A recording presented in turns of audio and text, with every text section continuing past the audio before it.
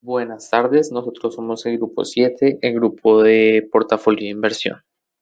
Hoy vamos a hablar de nuestro PPR, de todos los enlaces y los mecanismos causales que lo componen. Luego pasaremos a ver algunos ejemplos de la vida real y por último hablaremos de un posible dilema moral que se puede llegar a presentar. Para esto, para contextualizar un poco, nosotros estamos tomando el rol de trabajadores en la Sociedad Fiduciaria Colombiana y nuestro PPR se basa en crear un portafolio de inversión en instrumentos financieros, el cual pueda generar unos rendimientos positivos en la coyuntura actual. Para esto, debemos identificar oportunidades de inversión, lo cual es la posibilidad de que el precio de un instrumento financiero vaya a aumentar en el corto o largo plazo. Cabe resaltar que nuestro portafolio va a ser principalmente de acciones. Teniendo en cuenta el PPR y que nuestro portafolio en su mayoría será conformado por acciones, lo que tenemos que hacer es buscar oportunidades de inversión en ese mercado. Una oportunidad de inversión se define como la posibilidad de comprar una acción a un precio que se cree aumentará en el futuro o que nos generará una rentabilidad vía dividendos. A través de este mapa mental, queremos mostrar el mecanismo por el cual evaluaremos si la acción de una firma, dependiendo de su precio, es susceptible a ser comprada. Para saberlo, tenemos que construir las expectativas de los agentes. En esta ocasión, se usará el método tradicional que consiste en estudiar los indicadores financieros, principalmente los indicadores de rentabilidad. Más adelante explicaremos el mecanismo de la relación causal y posteriormente se explicará detalladamente cada uno de los componentes del mapa y sustentaremos la intuición con base en literatura y ejemplos. Como lo vimos anteriormente, la relación causal entre los indicadores de rentabilidad y el precio de la acción no es directa, por lo cual tenemos que analizarla a través de los mediadores. La primera relación entre los indicadores de rentabilidad y las expectativas del inversionista surge porque una vez que salen los indicadores, las personas o las empresas empiezan a interpretarlos. Esto, sumado a información y noticias fundamentales que puedan surgir, cambia las expectativas del inversionista sobre el futuro de la empresa y de la acción. Por otro lado, la relación entre las expectativas de los inversionistas y el precio de mercado surge porque, basado en las primeras, el inversionista toma decisiones de inversión en base a lo que cree que le será conveniente. Esto, a través del sistema de oferta y demanda, empieza a valorizar o desvalorizar las acciones, lo que finalmente determina su precio. Ahora explicaremos cada una de las partes del mecanismo. Primero está la valoración de las acciones. La valoración de las acciones, en la parte teórica decimos que el precio teórico de una acción de una empresa son sus flujos de efectivo futuros traídos a valor presente, según Marcos y Boyd 2014. En la realidad, el precio de una acción representa las expectativas que los agentes económicos tienen de la generación de flujos futuros. Según el mismo autor, esta es la fórmula como se calculan. Estos flujos futuros o expectativas de flujos futuros se estiman a partir de los datos contables expuestos en los estados financieros que se ven reflejados en los indicadores financieros. Ahora ustedes se preguntarán, ¿qué son los indicadores de rentabilidad? Aquí los mostramos en pantalla. Básicamente se dividen entre los márgenes y los retornos. Está el retorno al patrimonio, retorno a los activos y cuánto nos renta o nos retorna la inversión que hacemos.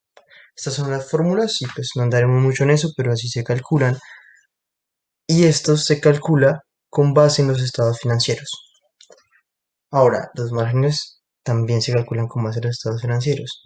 Y está el margen bruto, el margen operacional y el margen neto. Cada uno de estos al final del día nos muestra la capacidad de generar ganancias o pérdidas de una empresa en cada una de sus partes, incluyendo tanto los ingresos operacionales. En cuanto al margen bruto, eso nos muestra la eficacia de una empresa solamente en su parte operativa. El margen operacional ya nos muestra también, incluyendo gastos operativos, cuánto queda de ganancia, y el margen neto nos muestra como tal las ganancias o las pérdidas teniendo en cuenta los ingresos operacionales. Todo se calcula con base en los ingresos operacionales, que generalmente son las ventas netas. El tercer componente son las expectativas de los inversionistas, que al final se construyen de muchas cosas y también pueden ser estas expectativas adaptativas, racionales o otro tipo de expectativas. En este caso, pues, las expectativas, según Calderón 2019 y Merkle y Weber 2014, los agentes del mercado bursátiles las construyen con base en esta información. Entonces tenemos las noticias fundamentales, que está el crecimiento económico, la inflación y la tasa de desempleo. Las razones de mercado, como Market to Book Ratio, Price Earnings Ratio y Enterprise Value to Equity. Y los indicadores de rentabilidad, que son el ROE, el ROA y el ROI, que ya los explicamos anteriormente. Como ya lo vimos anteriormente, y estudiando a Merkle y Weber, que también estudiaron la relación entre las expectativas y las decisiones de los inversionistas, se llega a la conclusión de que en general las decisiones de un agente de los mercados financieros se explican por sus expectativas. Cabe resaltar que, según los autores, estas expectativas explican mejor el comportamiento en el largo plazo, pero en el corto plazo puede haber factores que se vuelven aún más importantes. Ahora bien, pasándonos un poco a la parte práctica, podemos ver cómo, según Calderón, el ROA y el ROE, que como lo vimos anteriormente son indicadores de rentabilidad, afectan el precio de la acción. Acá podemos observar cómo un indicador como el ROA explica el precio de la acción en un 27%, el ROE lo explica en un 26%, mientras que si tenemos en cuenta ambas variables, el precio de la acción está explicado por estas variables en un 21.8%. Siguiendo con de la teoría a la práctica, vamos a ejemplificar todo lo que hemos dicho anteriormente. Básicamente, este es un ejemplo que soporta nuestro mapa mental, nuestra hipótesis de cómo va a funcionar las causalidades. Entonces, tenemos la siguiente noticia de Tesla. Dice, boom por Tesla. ¿Por qué las acciones de la empresa de Elon Musk se dispararon un 20%? La noticia dice, la cotización se disparó tras la difusión el 29 de enero del informe de ganancias que superó las expectativas del mercado. Después, luego de años de pérdida, la firma obtuvo ganancias por 359 millones de dólares. Esto básicamente afecta a los estados financieros que al final se ven reflejados, como mencionamos antes, en los indicadores financieros de rentabilidad. Tras la publicación de estos resultados, dice, tras la noticia, analistas de mercado como Argus Research y ARK Investment Management hicieron predicciones positivas sobre los rendimientos futuros de la firma que impulsaron al mercado. Tesla impresionó a Wall Street con un aumento en entregas e inversión de capital, lo que promete nuevas ventas.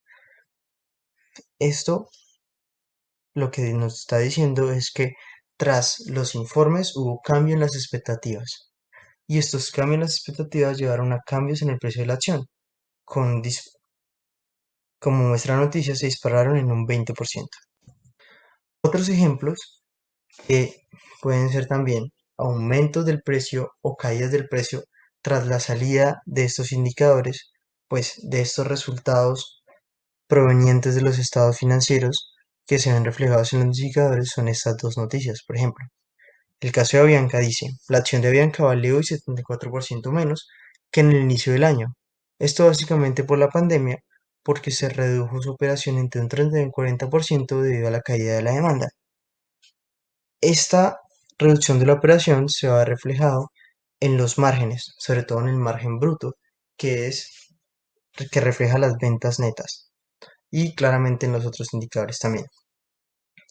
El caso de Zoom dice, los ingresos de Zoom se cuadruplicaron en el segundo trimestre y la acción subió a récord. Esto lo que nos está diciendo es todo lo que hemos querido probar antes. Dice, tras la salida de los ingresos, esto claramente cambia las expectativas de los agentes porque comienzan a transar en el mercado por las fuerzas del mercado y posteriormente a esto suben los precios de las acciones. Es importante tener en cuenta que primero se publican los resultados se calculan los indicadores, con estos indicadores los inversores toman decisiones y posteriormente cambian los precios.